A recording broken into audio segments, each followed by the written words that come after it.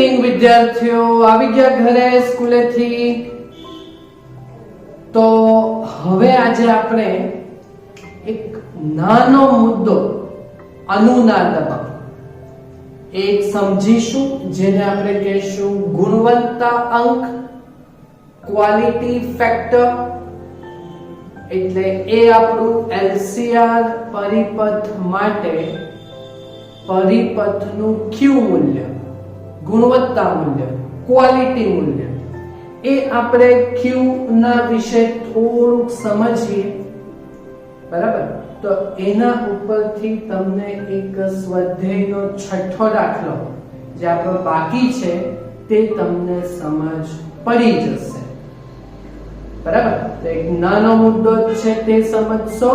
તો એલસીઆર શ્રેણી એસી પરિપથ માટે અનુનાદ વક્ર એટલે ગ્રાફ કઈ સમજવાનો છે. ઓકે, અને ત્યાંથી ગુણવત્તા અંક સમજાવવાનું છે આપણે. ઓકે, તો આપણે અનુનાદ ભણ્યા.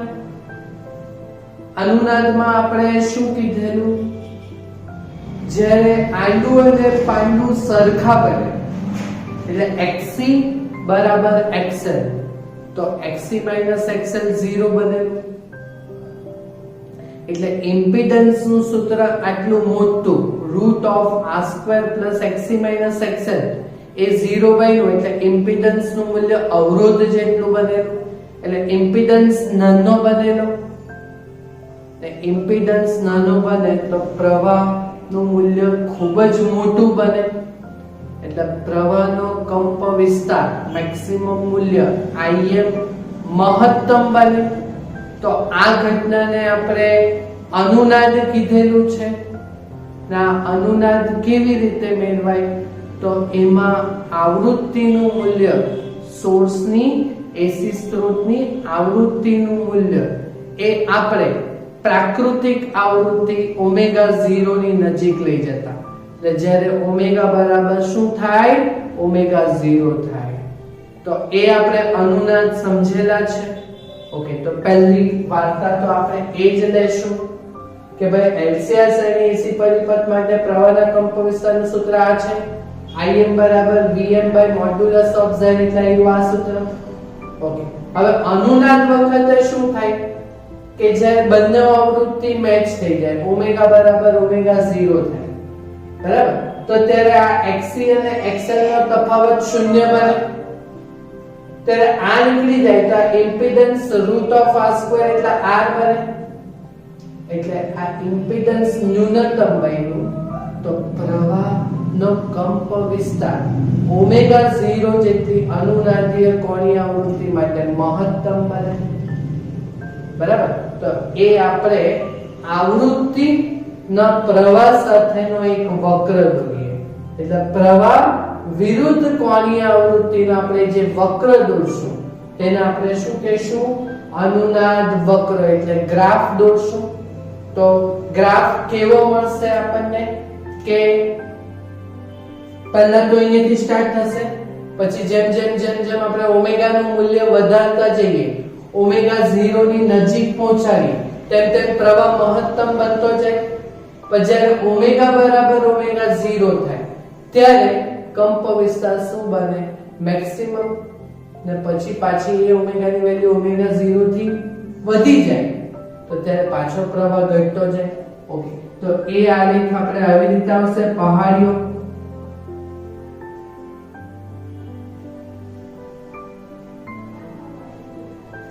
આવી રીતે આવશે, પહાડીઓ.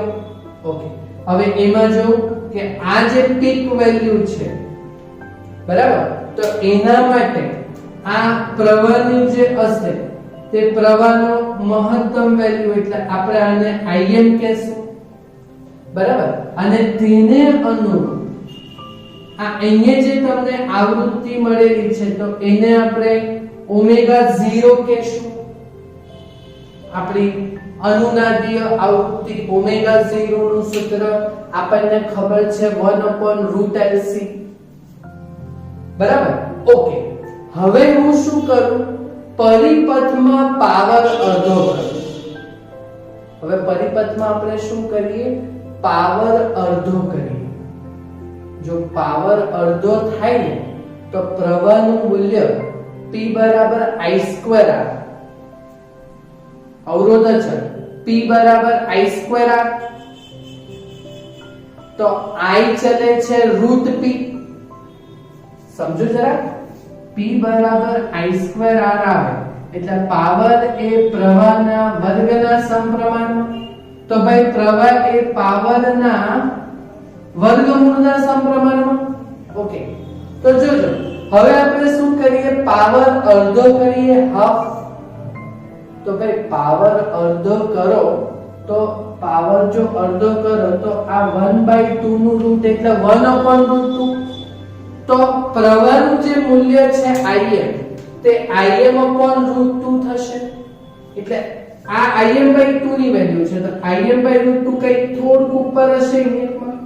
ઓકે, તો પાવર અડધો થાય ત્યારે પ્રવાહનો કંપવિસ્તાર Im/√2 બને. બરાબર, તો જોજો તેને અનુરૂપ તમને અહીંયા જો આ એક પોઈન્ટ મળેલો છે વક્રનો અને તેને જ અનુરૂપ આ એક પોઈન્ટ મળેલો છે વક્રનો. ઓકે, તો ત્યાંથી હું જો x અક્ષ ઉપર જો એક છેદ લઉં આવી રીતે, બરાબર, તો જોઈ લો અહીંયા ઓમેગા ના બે મૂલ્ય મળશે તમને.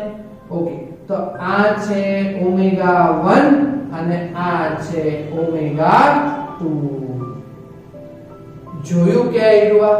ઓકે, તો આ બે વચ્ચેની જે ગેપ છે, તો આ બે વચ્ચેની જે ગેપ છે એને આપણે ω1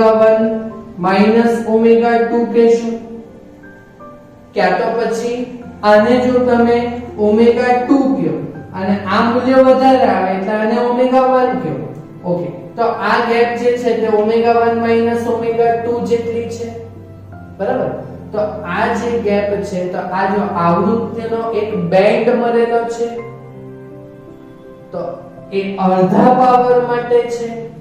બરાબર, તો એ અડધા પાવર માટે છે તો આપણે એને શું કહેશું, હાફ પાવર બેન્ડવિડ્થ ω1 ω2. તો એ આટલી વેલ્યુ તમારી કેટલી આવે, તો આ ω0 થી આટલી ઓછી છે, આ ω0 થી આ વધારે છે. તો હવે તો સરખી જ આવે એની. તો આ જે ગેપ છે તે આવૃત્તિનો તફાવત. તો આપણે આટલું ડેલ્ટા ઓમેગા કહીએ, આટલું પણ ડેલ્ટા ઓમેગા કહીએ. તો આ ω1 ω2 ની વેલ્યુ જે છે તે 2 ડેલ્ટા ઓમેગા થશે. હાફ પાવર બેન્ડવિડ્થ, બે આવૃત્તિનો તફાવત. બરાબર, ને આનું સૂત્ર તમારે યાદ રાખવા પડશે. શું કરવા પડશે?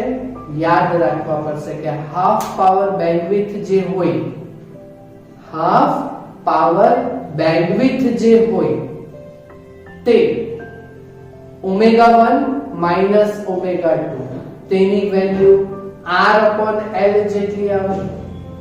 કેટલી આવે? R/L જેટલી આવે. કેટલી આવે?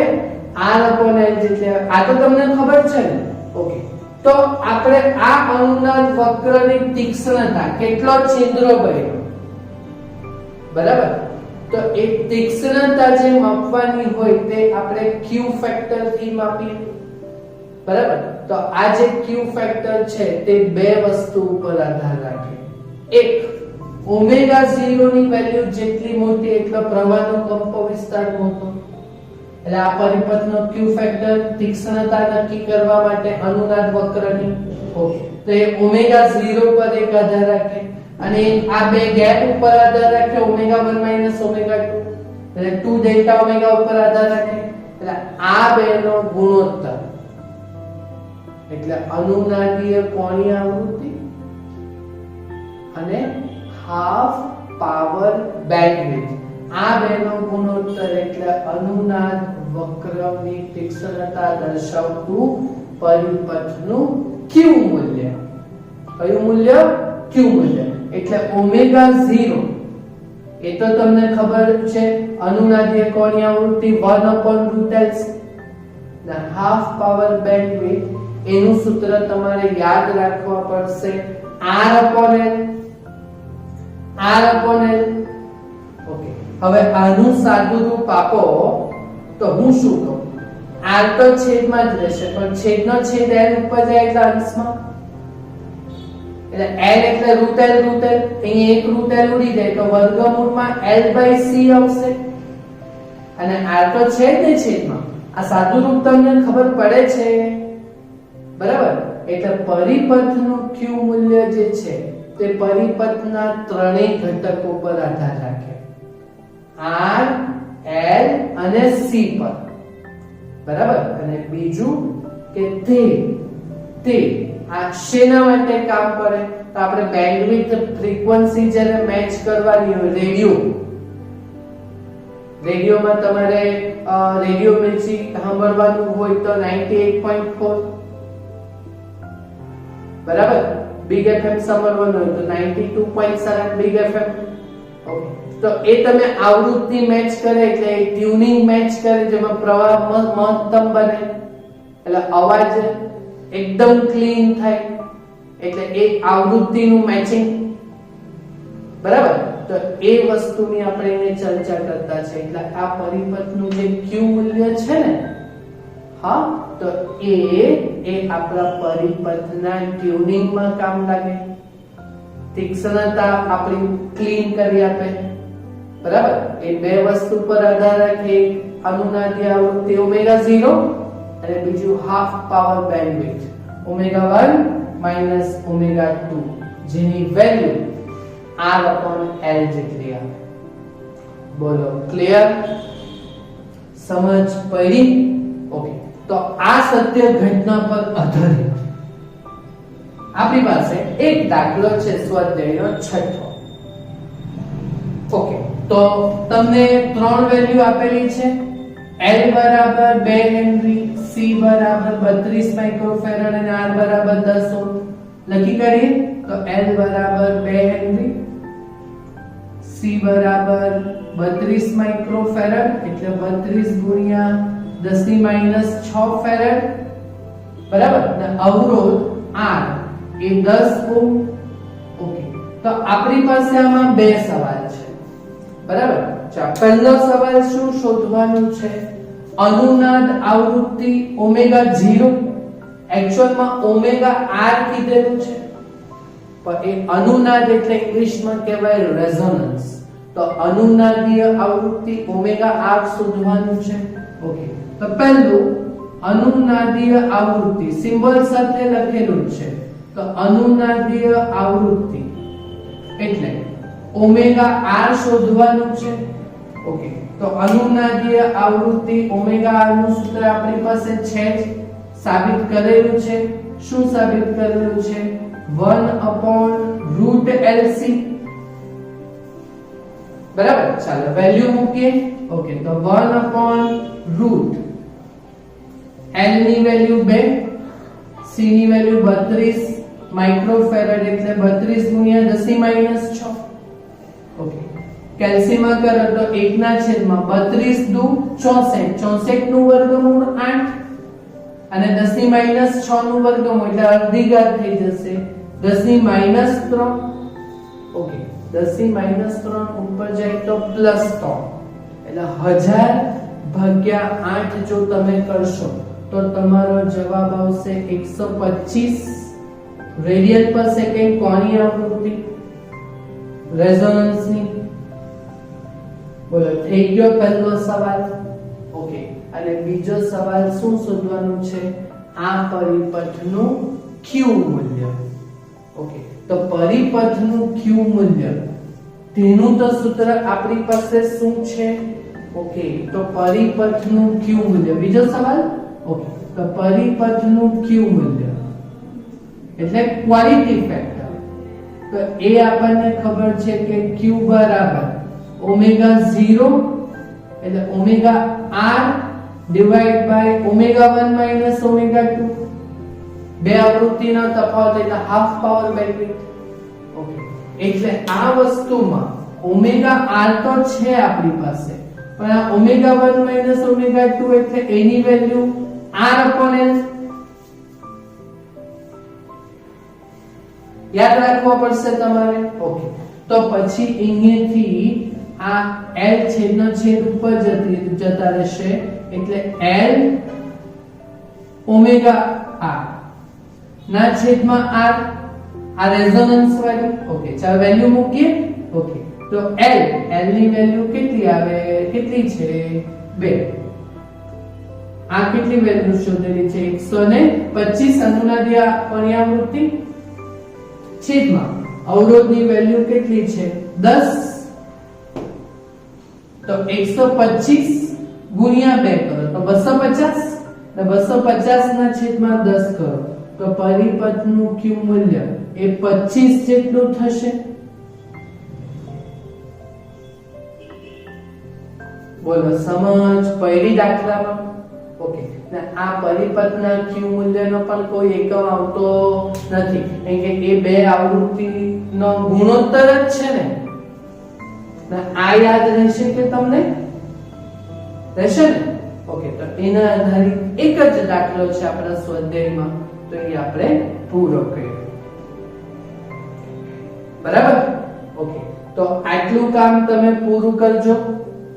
તો નેક્સ્ટ લેક્ચરમાં આપણે આ વર્ષ માટે સૌથી વધુ ઇમ્પોર્ટન્ટ થિયરી સૌથી વધારે બરાબર તો એ છે એલસી દોલનો ને એ પણ 4 માર્ક્સ માટે મેક્સિમમ માર્ક ચાન્સ છે આ વર્ષે એ થિયરીના પૂછવાનું. બરાબર તો એ આપણે જોશું નેક્સ્ટ લેક્ચરમાં એલસી દોલન. બરાબર થશે આટલું કામ જાતે? પાકું? ઓકે તો આટલું કામ તમે જાતે પૂર્ણ કરજો. Thank you very much.